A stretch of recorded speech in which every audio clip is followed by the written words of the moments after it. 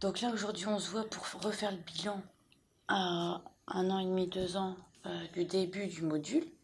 Là, là, vous aviez fait donc, une petite maladie, médicaments et alimentation. Alimentation, oui.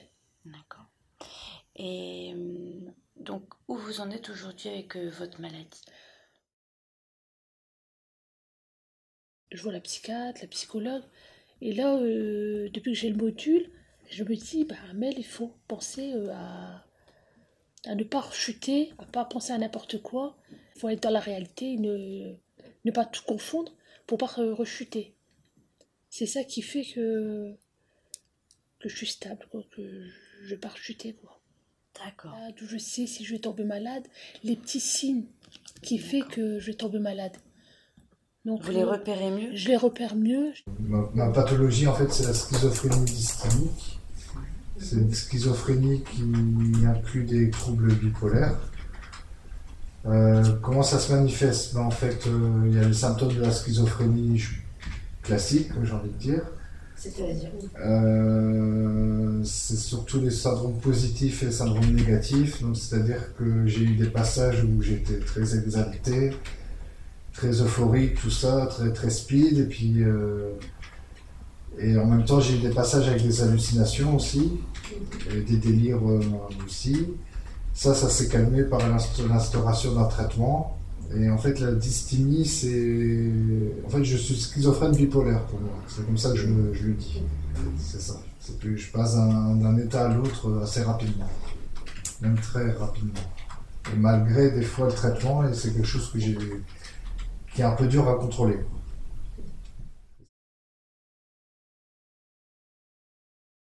Comment vous vivez votre maladie?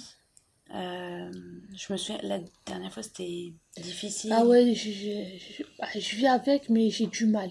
J'ai du mal à vivre avec la maladie. Encore, ouais. Ouais, j'ai du mal. De temps en temps, je pleure quand même. Je veux dire, quand même, à l'âge de 15 ans, je suis tombée malade. C'est dur. C'est dur, alors j'allais bien. Je veux dire, j'allais très très bien.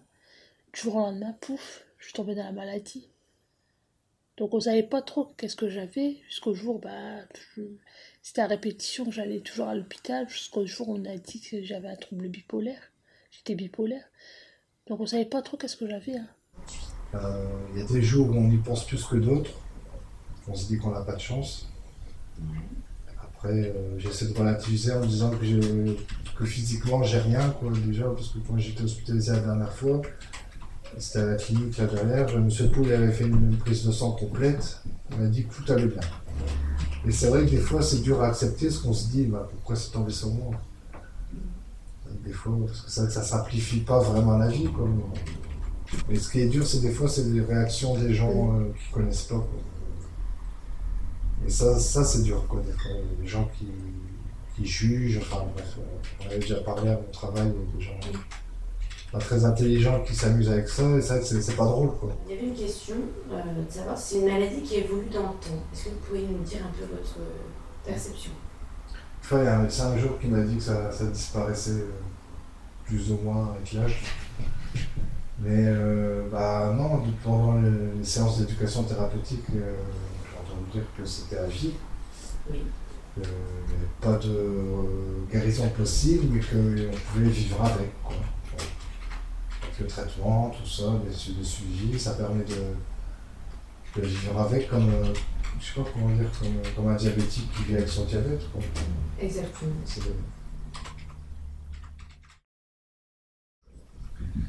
Déjà, ça m'a permis de constater que j'étais pas le seul dans ce cas-là.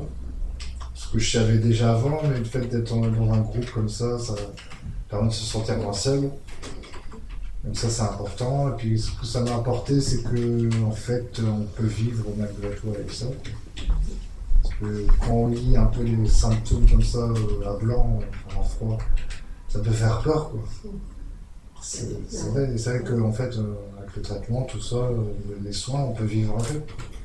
Même si c'est un peu plus difficile, mais je pense que c'est ça, ça m'a apporté ça m'a redonné un peu confiance, en fait.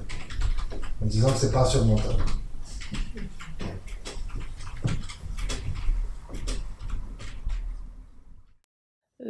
La prescription des médicaments, je sais ce que ça apporte, je veux dire. Par exemple, je sais que des pacotes, c'est pour le trouble de l'humeur. Le tertian, je sais que c'est pour les agitations. Le TBCA, c'est pour l'anxiété. Ça, je connais tous les médicaments depuis des années, parce que quand je vais à l'hôpital, je demande c'est pourquoi les médicaments. Et on me le dit, donc je sais pourquoi. Et là, ça va, j'ai plus que le Respirdal en injection et que le Dépacote. Donc là, ça va. D'accord. C'est vrai, il y a beaucoup de gens, ils se plaignent quand ils doivent prendre un comprimé. C'est simple, quoi. C'est pas une piqûre, c'est juste un mode dans la bouche, puis voilà, quoi. Donc voilà, pour moi, puis c'est l'habitude, hein, j'en prends depuis que j'ai 16 ans, les médicaments, donc je m'en rends même plus compte que je les prends, en fait. C'est dans vos habitudes, Ouais, partie voilà. du quotidien. Ah ouais, je le fais les yeux fermés, quoi. Mais sans que ça me pose des problèmes. Voilà. Vous avez confiance en votre traitement? Oui. Ça se sent. Le fait de le prendre, ça me rassure à chaque fois.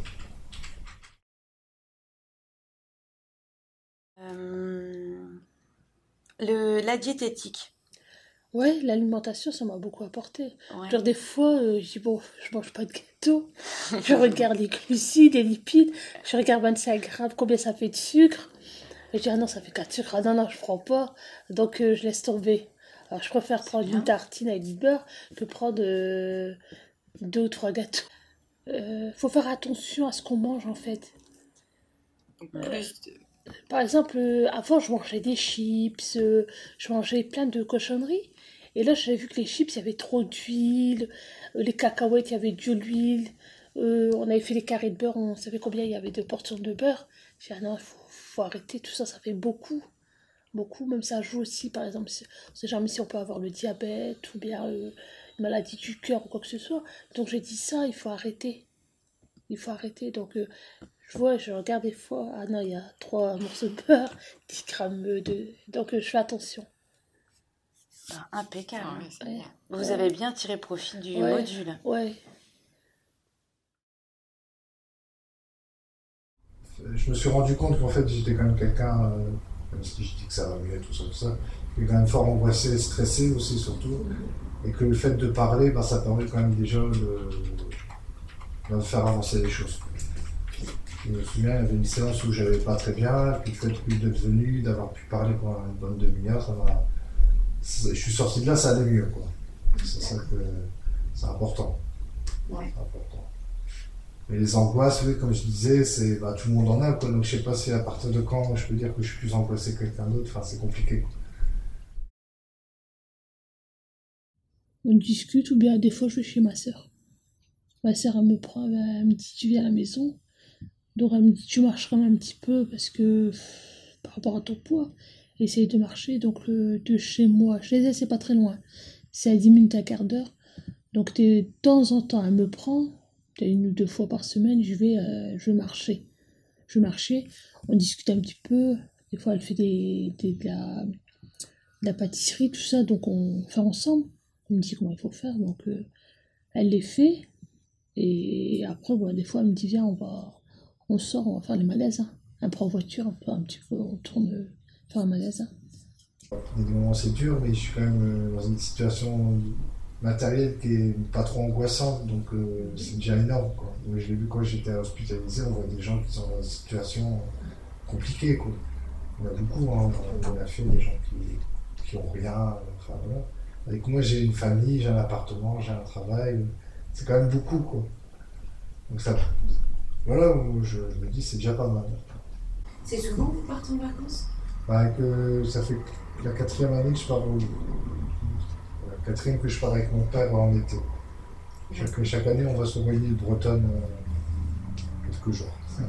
D'accord. Et là, il y aura ma mère en plus, donc je suis content qu'elle soit là. Et voilà.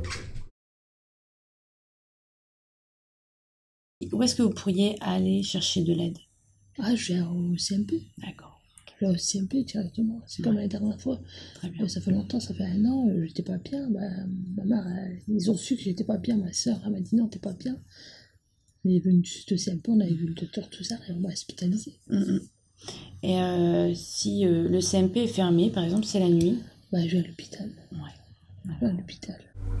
Déjà, je suis pas seul, j'ai ma famille autour de moi, donc c'est quand même important. Je l'avais déjà dit, mais une fois, c'était cet hiver, j'étais venu ici un jour où ça allait pas du tout et j'ai pu rentrer à l'hôpital assez rapidement. Donc vous êtes présenté Ouais, directement au dans le CMP? rez-de-chaussée. C'était cet hiver, je me souviens. Et au lieu de faire n'importe quoi, je suis venu ici, quoi. C'est vrai que c'est quand même mieux, quoi. Alors si vous pouvez pas attendre le matin, Ouais, c'est vrai que ça peut arriver. Ouais. est-ce que vous savez quel recours vous avez? Alors, on m'avait dit qu'aux urgences, il y a toujours un médecin ou une infirmière, ça c'est vrai. Très bien. Après, il y a venir ici, puis voilà, c'est déjà ça. Hein, c'est déjà... Ici, je sais que je suis peut-être un patient chez qui ça se voit pas trop, mais au travail, j'ai l'impression que les gens le voient. Il y a un décalage total entre ici et l'extérieur. J'ai l'impression qu'une fois qu'on quelqu'un des fois bizarre, voilà. Et tout le monde, les gens bizarres, il y en a partout, quoi. Donc ça ne veut pas vraiment dire quelque chose, quoi. Je sais pas. Et c'est toujours ce décalage qui est entre ici et l'extérieur. Est-ce que vous vous sentez différent? Non, parce qu'il y en a qui ont d'autres maladies. Voilà. C'est une maladie comme une, enfin, peut-être pas comme une autre, mais c'est une maladie, quoi. Que ça met à l'écart un peu. Mais voilà. Mais sans plus. Ouais, non, c'est moi, c'est une fausse idée que j'ai dans ma tête. Je suis toujours en train de me dire qu'est-ce qu'ils pensent de moi. Toujours. C'est plutôt un trait de caractère, quoi, je trouve. Oui.